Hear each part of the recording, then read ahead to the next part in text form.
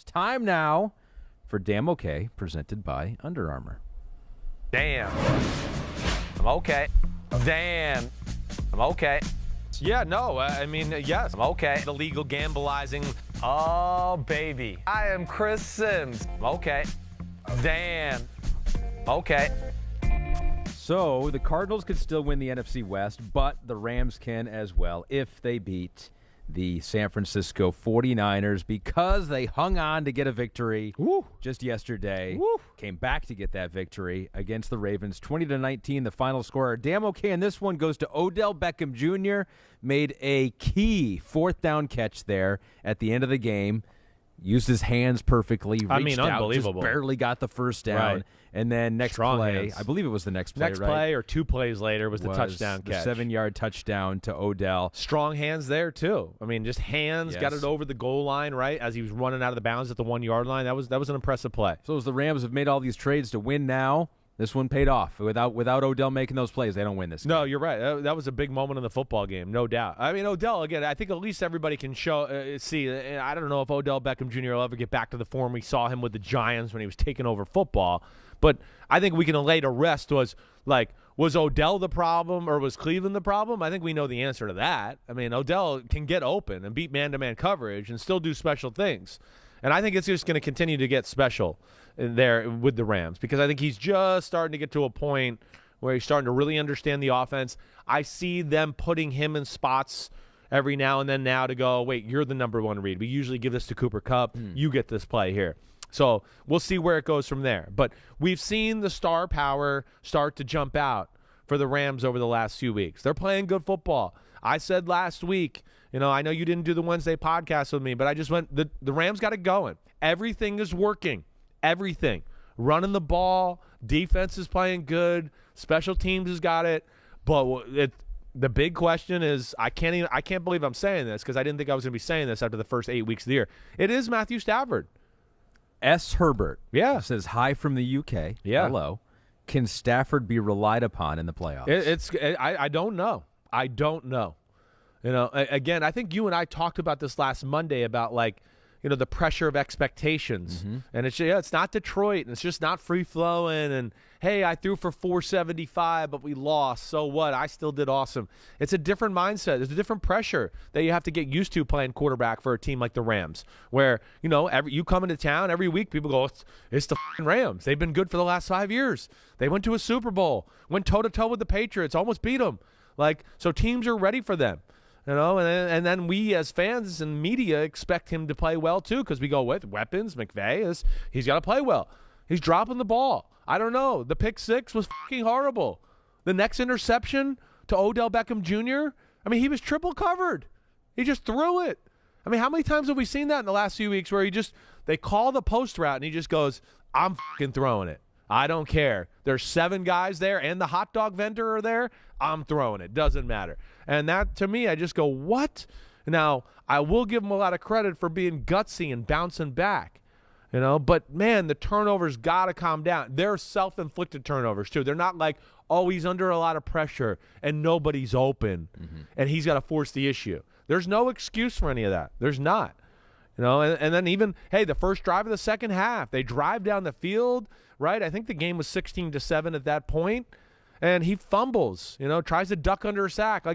Again, these plays, you get away with it against the Ravens and some of these teams.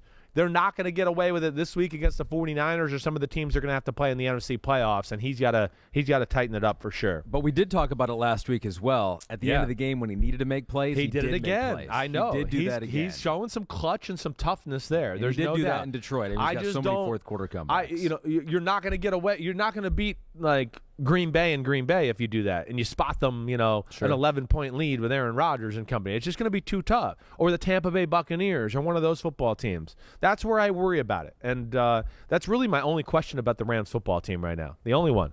Ravens looks like they're basically out of it here. First 5-game losing streak in the John Harbaugh 14-year era with Baltimore, and give them a lot of credit. Without Lamar, I mean, they've won a lot of games close. I don't think – I mean, you had your doubts about this team from the get-go. I did, right. And so to be in the playoff picture, and they can still get in the playoffs. They need like 18,000 things to go their way. Right. And the sun not to come up. It's like even that.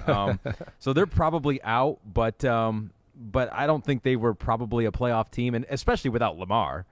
But to have them in the mix and in the conversation this whole year, I mean, I think that's a pretty good year. I think so too. I mean, I don't know. Was anybody more devastated with high-end injuries early on in the football year? Yeah. Whether it was Marcus Peters, Marcus Peters going down in practice, J.K. Dobbins, all the running back issues, Gus Edwards, right? Marlon Humphrey, of course, a few weeks ago in the Pittsburgh game. I mean, they've really dealt with a lot. They're tough. I love the Ravens. I really do. Lamar Jackson being sick multiple times during the year. They really overcame a lot. Yeah, I don't think they're going to be in the playoffs. At this point, I don't really want them in the playoffs. But I do have tremendous respect for John Harbaugh and the Ravens organization. I do. A team that's been hanging around maybe longer than people thought was the Atlanta Falcons, but they go down, although they did hang tough against the Buffalo Bills, gave them a battle in the snow in Buffalo. Our damn okay in this game is going to Devin Singletary. Career high, 110 yards. And Chris J.K. says, do the Bills have a run game now? Why not use it from the get-go in snow or wind games? I know. We'll see. I hope they have a run game. Now, again, this is not necessarily like the fearsome foursome of the Atlanta Falcons run defense, all right? So I guess that would be the first thing I would say. Okay, yeah. But I think the point is, if there's some semblance of a run game, it's going to truly help their football team. Josh Allen, 11 for 26 with 3 interceptions. I know, it looks crazy. But it also, I mean, they were up 14-5 or 14-2 because of Josh Allen, too. He was making some unbelievable crazy plays. You live and die by the sword. First interception. What I'm trying to say here is Buffalo was the better team on the field all day long. I really never had any doubt about that. Josh Allen throwing the interception when they were up 14-5 down in the goal line area. I think they were on the 10 or 12-yard line. Hey, yeah, that's where it's a fine line. He's made magic up to that point, and then that happens. And then Matt Ryan hits a big pass to Pitts and kind of gets him in position. And then all of a sudden it's like, whoa, the game changed a little bit here. And it seemed like Buffalo was, reeling for a few moments there. But in the second half, got control of the football game. And just not enough weapons and things for Matt Ryan to really, control the ball, move the ball on the Buffalo defense. And, between Allen just making a few unbelievable throws in their run game, the second half really was theirs. Kyle Pitts had an awesome play early in the game. It was a 61-yard play. Where that was right after the interception. Yeah, it was an amazing awesome play. And then he got hurt and wasn't the same after that. Yeah, so, that hurt them, no doubt. Maybe the funniest play of the year was Matt Ryan getting a taunting penalty on what turned out not to be a touchdown run. Was that unbelievable? I forgot about that. I mean, just Matt Ryan getting a taunting penalty is funny enough. That's where they kicked the field goal, right? So it was 14-2. It was that same drive Pitts caught the pass, right? I don't think – no, this was later. It was later? In the game, yeah, where Matt Ryan went in for what he thought was a rushing touchdown, taunts, right? You're right, taunts. They look at it again. They go, you didn't get in. You decided to go down or you give yourself up at like the 1.5-yard line. Right, so they called him down at the 1, but now you still have the taunting penalty because you thought you got in. Right. So now you're like at the 15. I believe they went for 4th down there and ended up not scoring at all. Was it later in the game? It was later in the game. I saw it all happen. Yes. I just can't remember what the context of the game was at that moment. Yeah, but 6 minutes left in the game, and that was it. Wow. Yeah, no, that teaches. That's where sportsmanship matters. You know? I mean, that you can make the argument that once you rule that you didn't get in the end zone, the taunting should be wiped away. Right. But it would be like the same thing as like unnecessary roughness. That would still count. It's just a post. It's right. It's a post. It's a dead ball foul. That's right. So it doesn't matter what the hell happened before. You get that no matter what. And yeah, Matt Ryan again. He's not one of the 8 or 9 best quarterbacks in football, but damn, there's another guy I do want to say I have a lot of respect for the way he plays the game. He really does. He gives them a fighting chance in Atlanta almost every week, the whole year. He's another guy, doesn't waste plays, sneaky in the pocket, makes a few big plays with his arm every game, just has great feel as a great player. I don't classify him as a superstar anymore, but man, still playing really, really good football and got a lot of good years in front of him. So the Bills get the win. They have won all 10 of their games by double digits. They've been when they win, they win. 5 games in the one-possession games. So, Yeah, when they win, they win. They did again against Atlanta. And when the Patriots played the Jacksonville Jaguars, they definitely won. A 40-point victory, 50-10. And we're giving our damn okay in this one to Christian Wilkerson. Had you ever heard of him before? I have. Game.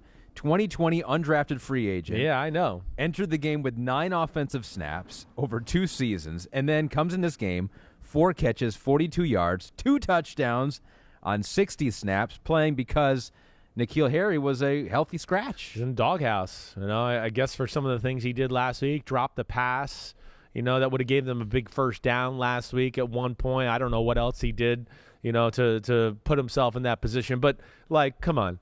That was an ass whooping yesterday. What else do you want to say? That was like you got the Patriots angry, pissed off after 2 weeks off. The coaching staff's mad.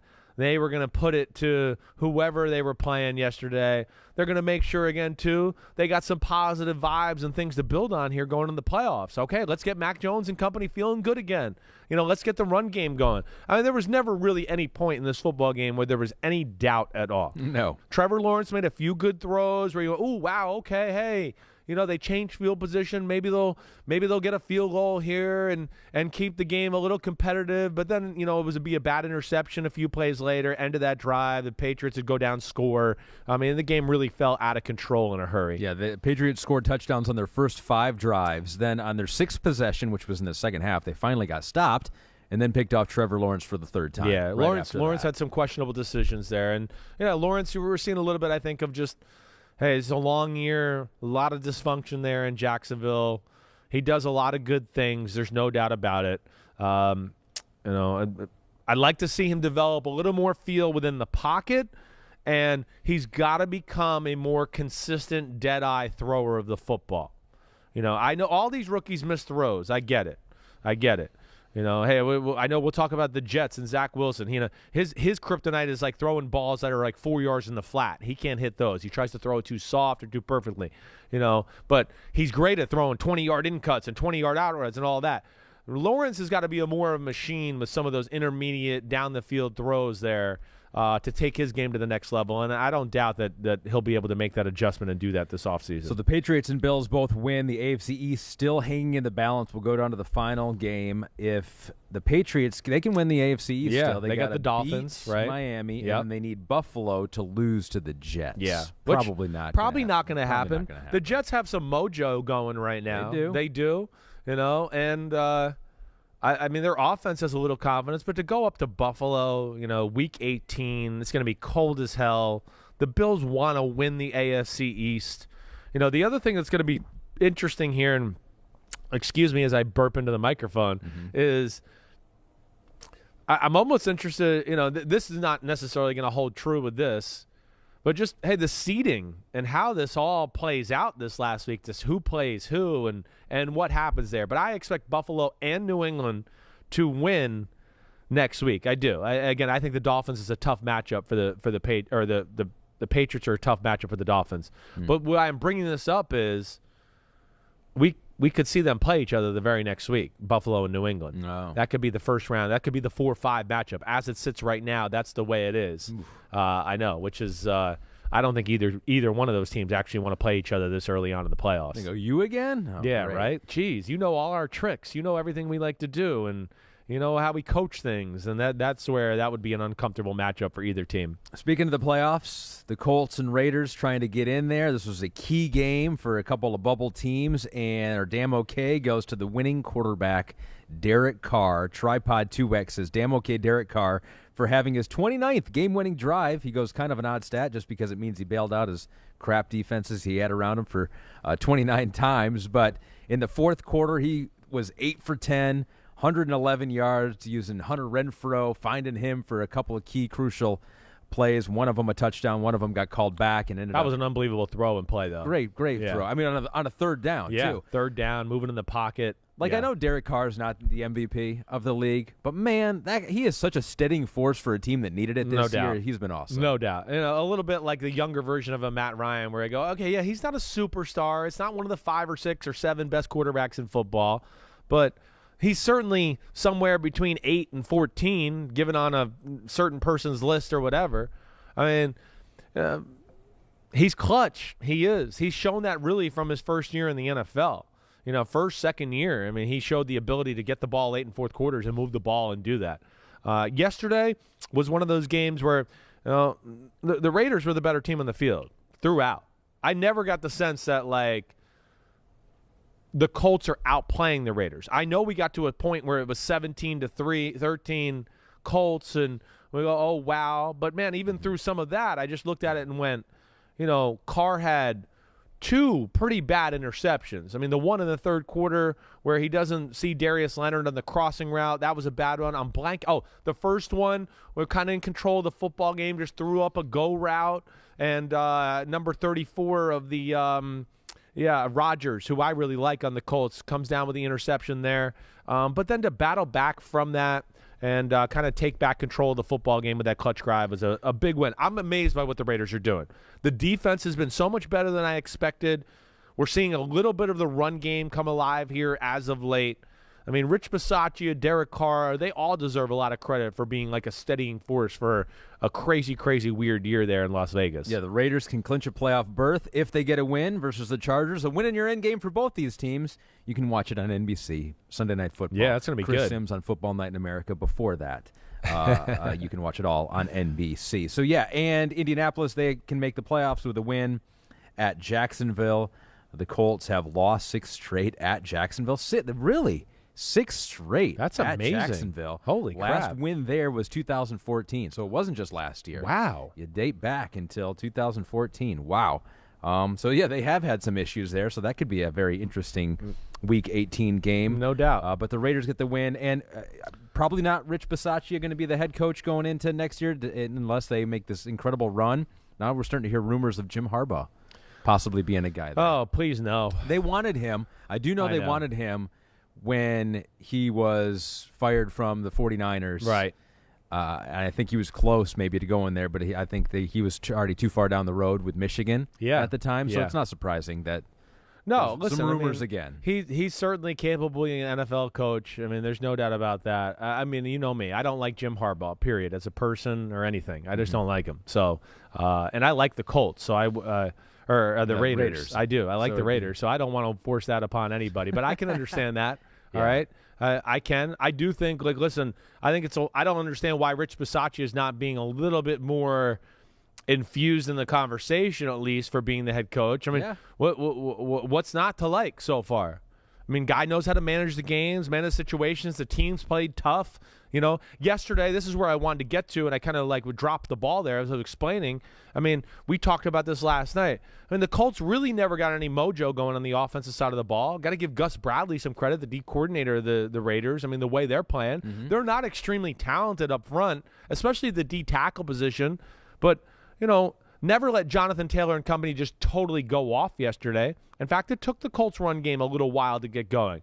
And that's where I want to go back and watch the game to go, was that a Colts issue, or did the Raiders stop that from happening? I kind of got the feeling early on. I was like, man, I feel like the Colts are throwing the ball too much. Yeah. Why are we not running? The offensive line's healthy. What are we doing? I know the Raiders are playing an 8-man box, but sometimes you got to force the issue when that's your best thing to do. But, the out-of-bounds kick out-of-bounds kick by Carlson when it was 13-3, right before the half, gave the Colts the short field to go down and score a touchdown. Yes. And then the first drive of the second half, where Carson Wentz throws a horrible decision, sprinting to his right, throws the ball up, gets tipped around, and gets caught for a touchdown. Yeah. I mean, those were their 2 offensive scores. Raiders could have won by more. That's what I'm trying to say. Because I felt like it was a little fortunate for the Colts that they were even in the game, but then there they were with a chance to win the football game in general. And if the Raiders win next week on Sunday Night Football, they'll be going to the playoffs, but they got to beat the Chargers to do that. Our damn okay goes to Justin Herbert, who helped beat the Broncos 34-13. Herbert, 35 passing touchdowns this season, passing the great Phillip Rivers for the franchise single-season record. He just continues to deliver and deliver and deliver against the Broncos defense that was pretty good. Yeah. And now he's 1 win away from going to the postseason. Yeah, Broncos defense that was pretty good, but there's only so long you can hold down the fort, when Herbert and the Chargers are at home and your offense is doing nothing to kind of keep you in the game or help you out that way. Drew Lock did go out of the game for a period of time, but that was a game yesterday. It wasn't necessarily pretty, but another one where I would just go, the Chargers seemed to dictate the flow of the football game really from the get-go. And Herbert, I felt like every time I looked up, it was, a 10-yard completion, a 15-yard completion. I know he had the big pass down the end of the game when the game was kind of already in control to Mike Williams. But, yeah, I think this was just an all-around kind of domination game from the Chargers. Herbert had a good game. I wasn't like, wow. They ran the ball. They played defense. Had good field position for a good part of the day, and just were clearly the better team on the field. It's over for the Broncos. They kind of knew that going into the game. Yep, it was officially over after the Chargers beat them. So the Chargers eliminated the Broncos, Dolphins, and Browns with their win. Dang. Wow. A 3-shot. Bam. With one win there. Yeah. Drew Lock was the quarterback in this one. He's had a pretty rocky. What did he go out with? Here. That's what I wasn't sure. I don't remember hearing exactly what it was where he, went out. Again, the Broncos have a lot of pieces that you like. They do. They're obviously going to have to find a quarterback. But defensively, some better players on their front seven. I don't think the Broncos are far off. I don't. But they just got to figure out how to fix the quarterback position. Because there's a game yesterday where, they lost 34-13. Their defense played well and let them hang around enough to okay, offense, come on, get us back in the game. Even with how bad the offense was, we were sitting there, it was 20-6, and you went, okay, well, maybe they can make something happen. And then the Chargers returned the kick return to go up 27-6, and that was kind of like night-night. It's all over from there. But I still am a believer in Vic Fangio, and that's a really good secondary he's got. And Bradley Chubb next year, hopefully he can be healthy. They add a free agent or two and a draft pick to that front seven. That defense can be special. And it's the same thing with the offense. I mean, the O-line got it going finally this year. We know they have weapons if they can stay healthy. To me, they're a team that's not far off looking at the 2022 season. All right, team to watch for next year. You'll have plenty of time to talk about that Chargers-Raiders game as the week goes on. Hi, I'm Mike Tirico, and thanks for watching. Make sure to hit subscribe for the latest news and highlights from NBC Sports.